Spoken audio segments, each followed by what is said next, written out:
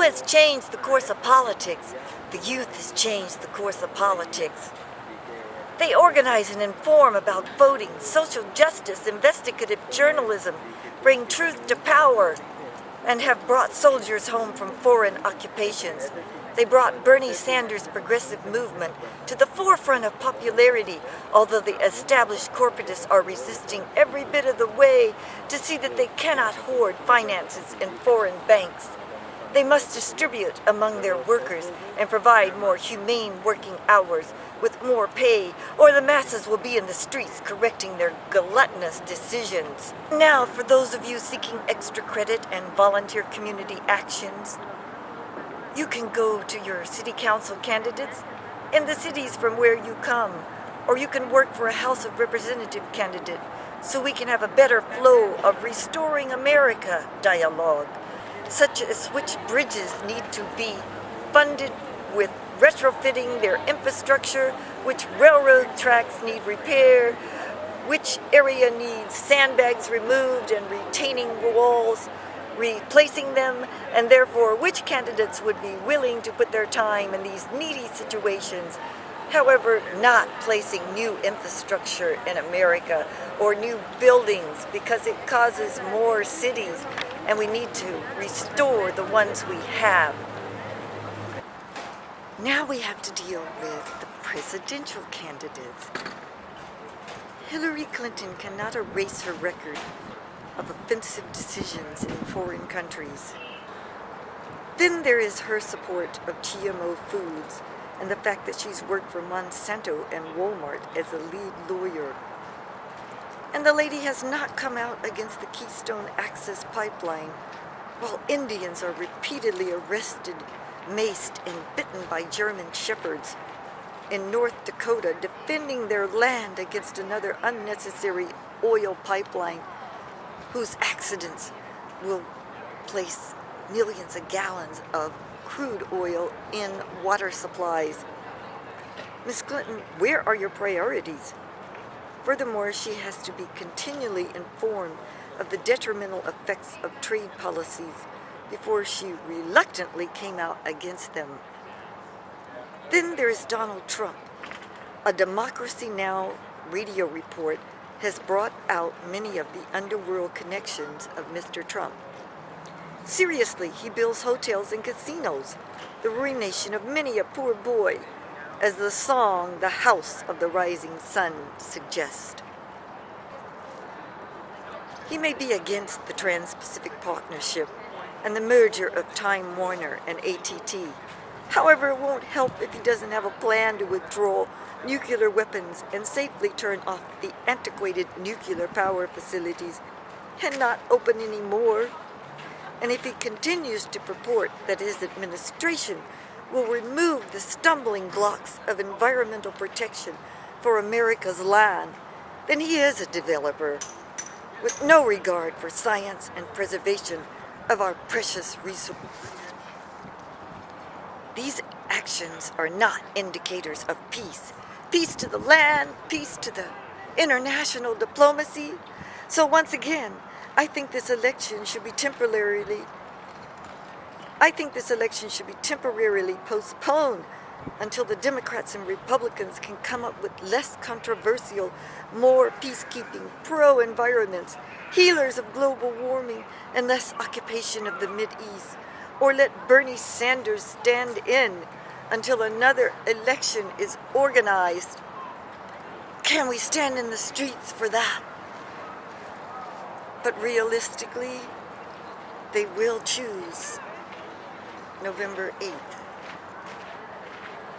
And then we will have the repercussions of a military state. Or bring forth the unfortunate criminal acts in both of these candidates. And let the rest of the election go forward in each state. And we'll just have to write in Mr. Sanders. Campaign of Kamala Harris and Gloria Sanchez for United States Senate. If Ms. Sanchez stays in Washington as House of Representatives, she will secure the Orange County position as a Democrat in the House of Representatives, and has stood against voting for wars, Patriot Acts, and bank bailouts. And Orange County would be representative in that manner. If Kamala Harris wins the Senate, then we will have to appoint someone for the Attorney General position. And as we still have Jerry Brown for 2 years, then we would probably have a positive appointment. In the 36th Senate District, we have Mr. Ruiz from the Palm Desert area and the incumbent Democrat, and has much approval for his actions in Congress and running against the anti-environmental candidate Jeff Stone, who has voted against dispensaries and voted more pro-building in California when he was on the City Council of Temecula. He has been obsessed with more building in California to the point that he has organized the takeover of wine country by allowing the selling off of certain wineries, and they've been replaced with tract housing. Mr. Ruiz introduced the H.R. 4150 Department of Veterans Affairs Emergency Medical Staffing Recruitment and Retention Act, and other bills such as the H.R. 1006 Building a Healthcare Workforce. So he's been at work and blessing California with new legislation. I know Lila Garrick. At 90, she's still on the radio helping us with our ballot. From the 41st District, we have already elected Mark Takano, who has voted for H.R. 22, Fixing America's Surface Transportation Act. He also authored the H.R. 5121, Advancing Grid Storage, and H.R. 4933, which is the Teachers' Debt Relief Act. We hope he has time for more well-authored bills or works to support proper legislation, as he has a Republican opponent, Doug Shepard, who is running against him in the Meade Valley and Paris area, which is east of Riverside. And the hotly contested race in the 42nd District is Tim Sheridan and Ken Calvert.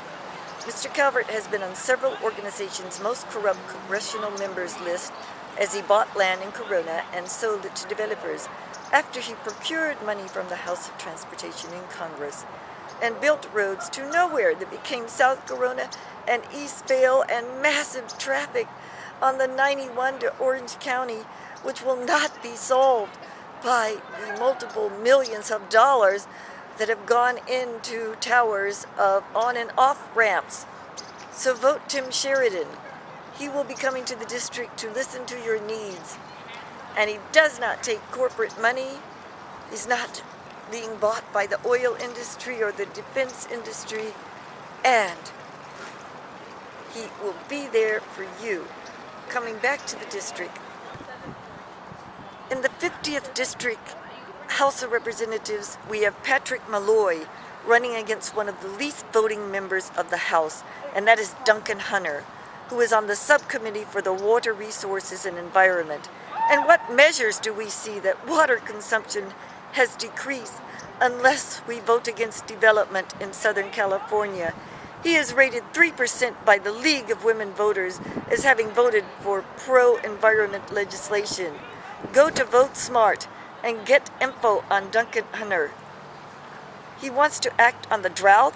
Then stop the chemtrails, the HARP, the building and pouring of concrete. Control the car trips. Start the live where you work by lowering house prices in Orange County. Mr. Malloy is eager to get working and to address the issues that will create jobs, clean energy, infrastructure, improving our roads and water supplies, and wants to hire vets and locals to do the work. You might see Richard Roth on your ballot if you are in the 31st District of the California Senate running against Richard Reed, a Republican. Mr. Roth has proposed such bills as SB 1188, Wildlife Management, and that is about the state paying the counties for wildlife protection areas. The county could always use the money from habitat protection, not development destruction.